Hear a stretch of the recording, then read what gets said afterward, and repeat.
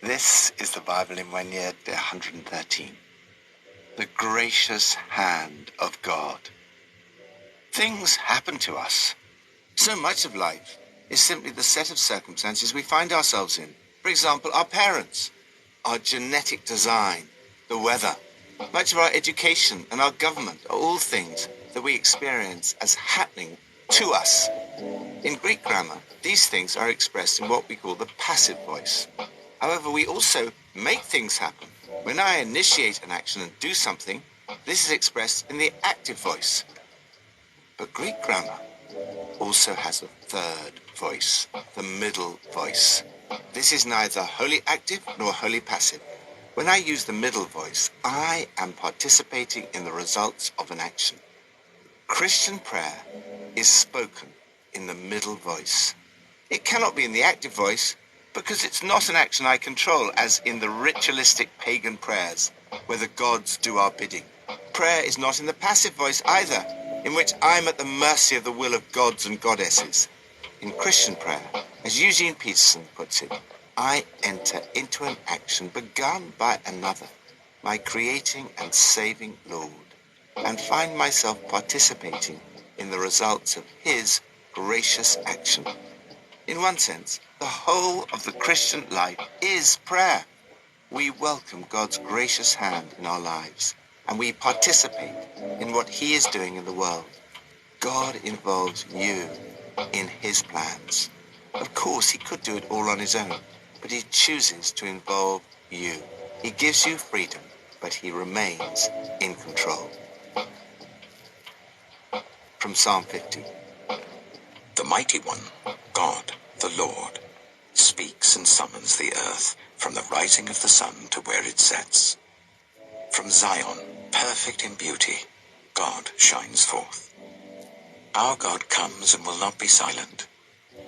A fire devours before him, and around him a tempest rages. He summons the heavens above and the earth, that he may judge his people. Gather to me this consecrated people, who made a covenant with me by sacrifice. And the heavens proclaim his righteousness, for he is a God of justice. Listen, my people, and I will speak. I will testify against you, Israel. I am God, your God. I bring no charges against you concerning your sacrifices, or concerning your burnt offerings which are ever before me. I have no need of a bull from your stall, or of goats from your pens. For every animal of the forest is mine, and the cattle on 1,000 hills.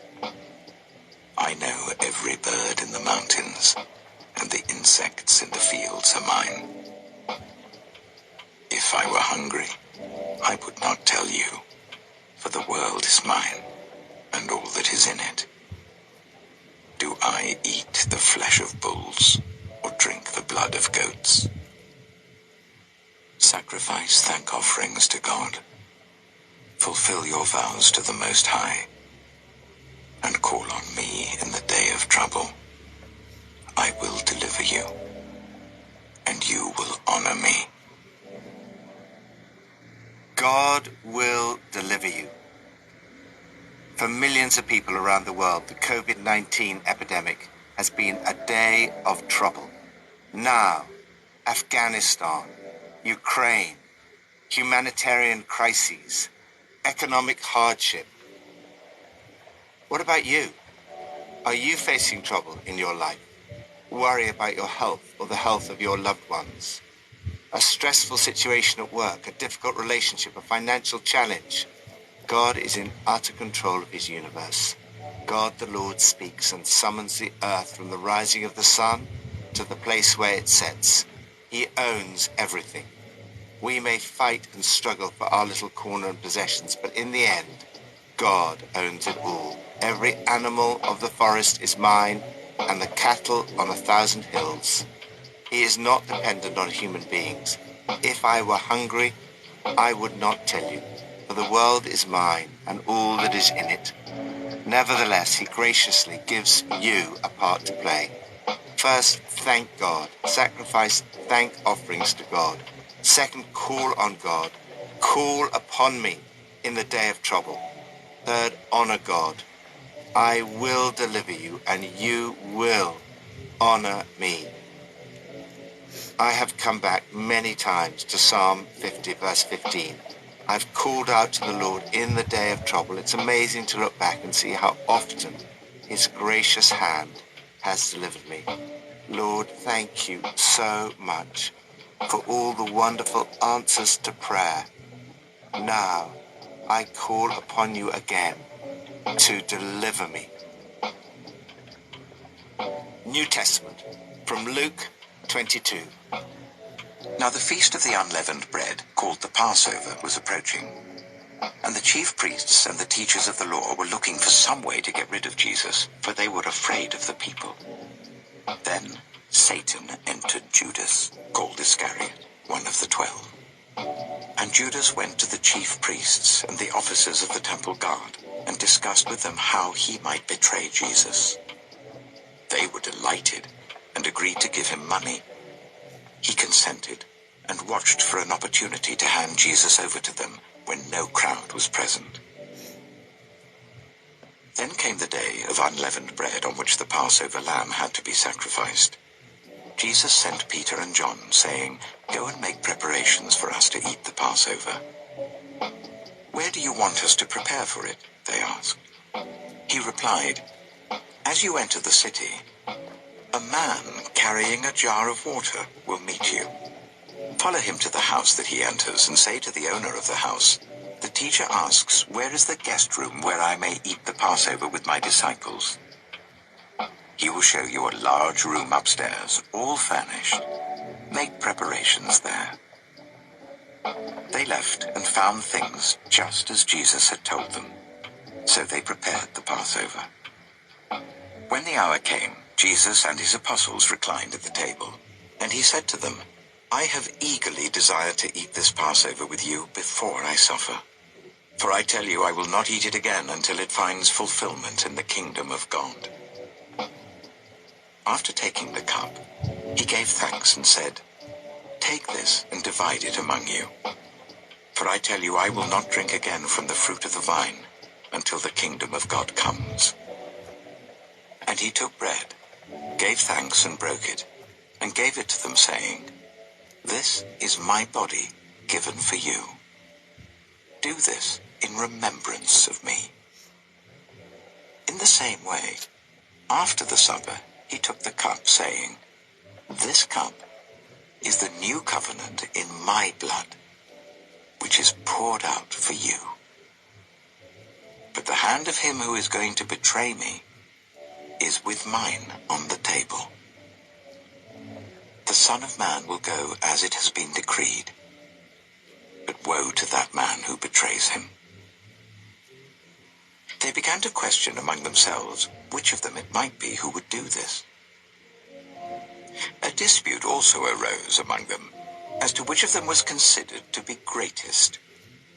Jesus said to them, "The kings of the Gentiles lord it over them, and those who exercise authority over them call themselves benefactors. But you are not to be like that.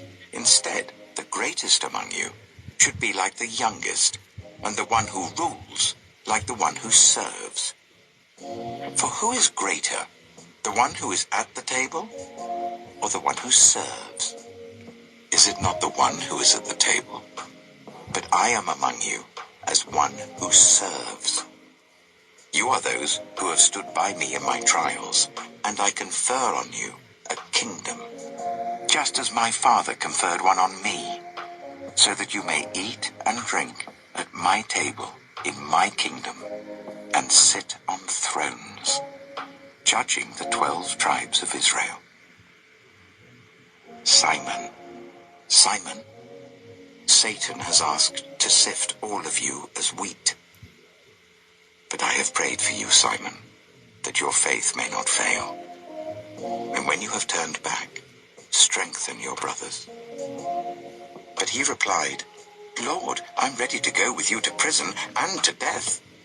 Jesus answered, "I tell you, Peter, Before the cock crows today, you will deny 3 times that you know me. Then Jesus asked them, when I sent you without purse, bag, or sandals, did you lack anything? Nothing, they answered. He said to them, but now, if you have a purse, take it, and also a bag. And if you don't have a sword, sell your cloak and buy one. It is written, and he was numbered with the transgressors. And I tell you that this must be fulfilled in me. Yes, what is written about me is reaching its fulfillment. The disciples said, see, Lord, here are 2 swords. That's enough, he replied. Your prayers make a difference. Are you sometimes tempted to compare yourself with other people? It's encouraging to see that Jesus' disciples struggled with many of the same things that we do. There is bickering among the disciples over which of them would end up as the greatest. It's always a temptation to compare ourselves with others. This either leads to pride, if we think we're doing better, or jealousy, envy, and insecurity, if we think we're not doing as well. Jesus points out that the values of the kingdom are the polar opposite to the world. Kings like to throw their weight around, and people in authority like to give themselves fancy titles. It's not going to be that way with you. Let the senior among you become like the junior. Let the leader act the part of the servant. I've taken my place among you as the one who serves. As we look at the parts played by each of the people in this drama, we see once again that the Bible teaches both predestination, that God has planned everything in advance, and free will. This is a mystery that the scriptures hold in tension, and we are rightly suspicious when any human system attempts to explain it away one way or the other. In this passage, we see 3 examples of how this tension operates in practice. First, Judas. We see here a terrifying description of how evil works. No one is immune from temptation. Judas is one of Jesus' chosen 12, yet Satan enters him.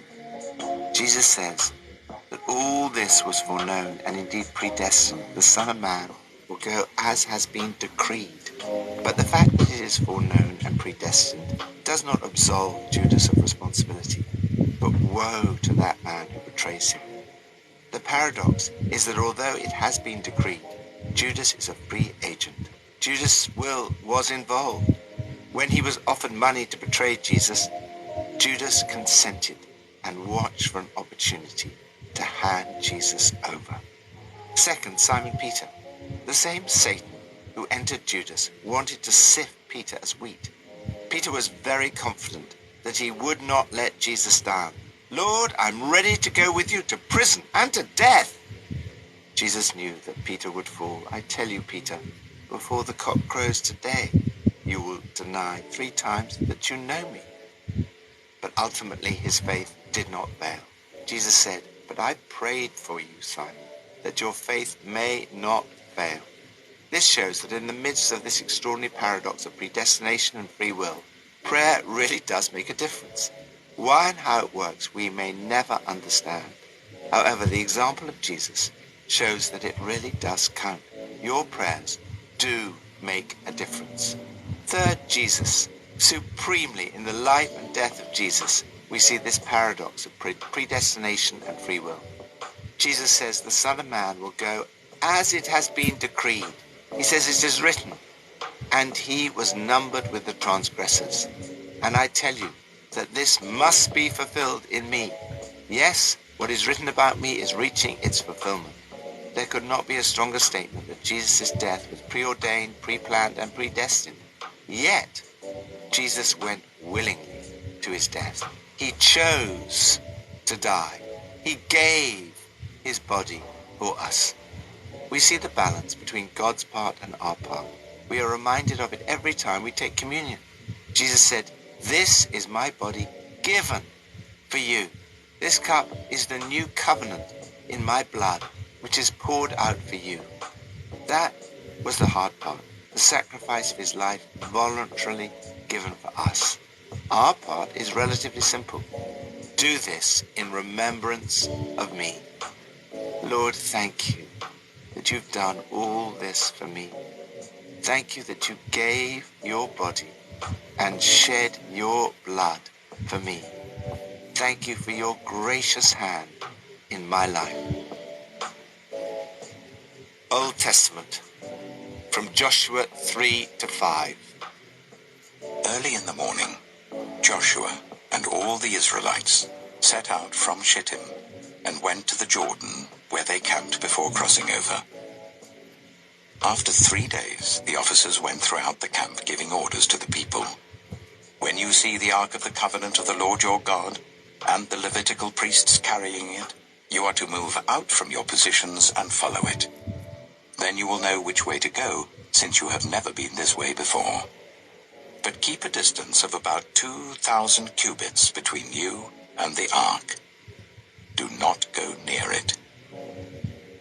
Joshua told the people, "Consecrate yourselves, for tomorrow the Lord will do amazing things among you." Joshua said to the priests, "Take up the Ark of the Covenant and pass on ahead of the people." So they took it up and went ahead of them. And the Lord said to Joshua, "Today I will begin to exalt you in the eyes of all Israel, so that they may know that I am with you, as I was with Moses. Tell the priests who carry the Ark of the Covenant, when you reach the edge of the Jordan's waters, go and stand in the river." Joshua said to the Israelites, "Come here and listen to the words of the Lord your God. This is how you will know that the living God is among you, and that he will certainly drive out before you the Canaanites, Hittites, Hivites, Perizzites, Girgashites, Amorites, and Jebusites. See, the Ark of the Covenant of the Lord of all the earth will go into the Jordan ahead of you. Now then, choose 12 men from the tribes of Israel, one from each tribe. And as soon as the priests who carry the Ark of the Lord of all the earth, set foot in the Jordan, its waters flowing downstream will be cut off and stand up in a heap." So when the people broke camp to cross the Jordan, the priests carrying the Ark of the Covenant went ahead of them. Now the Jordan is in flood all during harvest. Yet as soon as the priests who carried the Ark reached the Jordan, and their feet touched the water's edge, the water from upstream stopped flowing. It piled up in a heap a great distance away at a town called Adam in the vicinity of Zarethan, while the water flowing down to the sea of the Arabah, that is the Dead Sea, was completely cut off. So the people crossed over opposite Jericho. The priests who carried the Ark of the Covenant of the Lord stopped in the middle of the Jordan and stood on dry ground, while all Israel passed by until the whole nation had completed the crossing on dry ground. Joshua chapter 4. When the whole nation had finished crossing the Jordan, the Lord said to Joshua, "Choose 12 men from among the people, one from each tribe, and tell them to take up 12 stones from the middle of the Jordan, from right where the priests are standing, and carry them over with you and put them down at the place where you stay tonight." So Joshua called together the 12 men he had appointed from the Israelites, one from each tribe, and said to them, "Go over before the Ark of the Lord your God into the middle of the Jordan.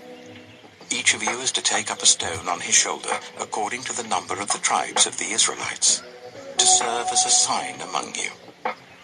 In the future, when your children ask you, 'What do these stones mean?'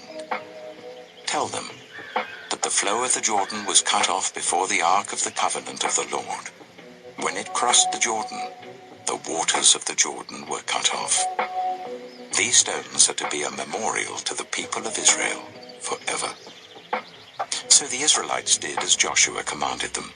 They took 12 stones from the middle of the Jordan according to the number of the tribes of the Israelites, as the Lord had told Joshua, and they carried them over with them to their camp where they put them down. Joshua set up the 12 stones that had been in the middle of the Jordan at the spot where the priests who carried the Ark of the Covenant had stood. and they are there to this day. Now the priests who carried the ark remained standing in the middle of the Jordan until everything the Lord had commanded Joshua was done by the people, just as Moses had directed Joshua. The people hurried over, and as soon as all of them had crossed, the ark of the Lord and the priests came to the other side while the people watched. The men of Reuben, Gad, and the half-tribe of Manasseh crossed over, ready for battle, in front of the Israelites, as Moses had directed them. About 40,000 armed for battle crossed over before the Lord to the plains of Jericho for war. That day, the Lord exalted Joshua in the sight of all Israel, and they stood in awe of him all the days of his life, just as they had stood in awe of Moses. Then the Lord said to Joshua, "Command the priests carrying the Ark of the Covenant law to come up out of the Jordan." So Joshua commanded the priests, "Come up out of the Jordan." And the priests came up out of the river carrying the Ark of the Covenant of the Lord. No sooner had they set their feet on the dry ground than the waters of the Jordan returned to their place and ran in flood as before. On the 10th day of the first month, the people went up from the Jordan and camped to Gilgal on the eastern border of Jericho. And Joshua set up at Gilgal the 12 stones they had taken out of the Jordan. He said to the Israelites, "In the future, when your descendants ask their parents, 'What do these stones mean?' tell them, 'Israel crossed the Jordan on dry ground. For the Lord your God dried up the Jordan before you until you had crossed over. The Lord your God did to the Jordan what he had done to the Red Sea, when he dried it up before us until we had crossed over. He did this so that all the peoples of the earth might know that the hand of the Lord is powerful, and so that you might always fear the Lord your God." Joshua chapter 5. Now when all the Amorite kings west of the Jordan, and all the Canaanite kings along the coast, heard how the Lord had dried up the Jordan before the Israelites until they had crossed over, their hearts melted in fear, and they no longer had the courage to face the Israelites. At that time, the Lord said to Joshua, "Make flint knives and circumcise the Israelites again." So Joshua made flint knives and circumcised the Israelites at Gibeath-Haaraloth. Now this is why he did so. All those who came out of Egypt, all the men of military age, died in the wilderness on the way after leaving Egypt. All the people that came out had been circumcised, but all the people born in the wilderness during the journey from Egypt had not.